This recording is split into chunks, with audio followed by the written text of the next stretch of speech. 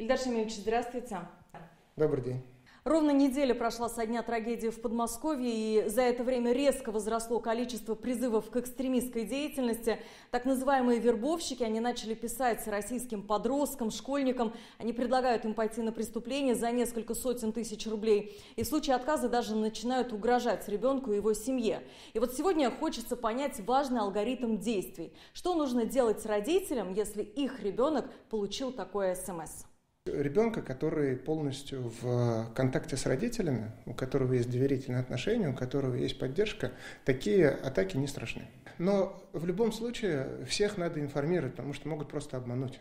Детям надо рассказать, что могут быть такие подонки, они могут к ним обращаться, они могут угрожать, и что эти угрозы и обращения не имеют под собой никакой реальной основы, и основаны только на том, чтобы дети испугались. Гораздо хуже, если родителям нет большой разницы, что происходит с детьми, и дети могут попытаться таким образом или заработать, или там вот еще как-то понять. Если вашему ребенку написали, поговорите с ним, спросите, кто еще, кому еще из его друзей написали, спросите, как он себя вот в связи с этим чувствует, заблокируйте и отдайте всю информацию в правоохранительные органы сразу же. 100% подростков, которые совершили акты массового насилия в школах, они не могли обратиться к своим родителям за поддержкой. Вот почему так происходит? Где мы, родители, делаем свои роковые ошибки, и кто в итоге становится главным другом для наших детей? Это и насилие очень часто бывает. Это бывает и пренебрежение.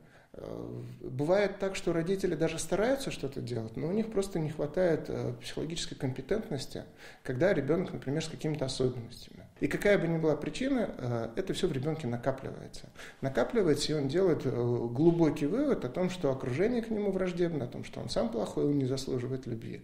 И это все приводит к такому глубокому подавленному состоянию ребенка, которое как раз и использует для того, чтобы вербовать различные деструктивные организации. Мы живем все-таки в век информационной доступности, и что скрыто в телефонах, планшетах, какие книги читают наши дети, с кем общаются в соцсетях. Зачастую это за 7 паролями подростка, и он эту территорию защищает вот как может, всеми способами. Вот как быть в этом случае? Как предупредить, как помочь и как не навредить? Если мы лишаем ребенка личного пространства, то мы его лишаем личных границ. И если он выполняет нашу волю, в том числе и по контролю, то он будет потом выполнять чью-то чужую волю.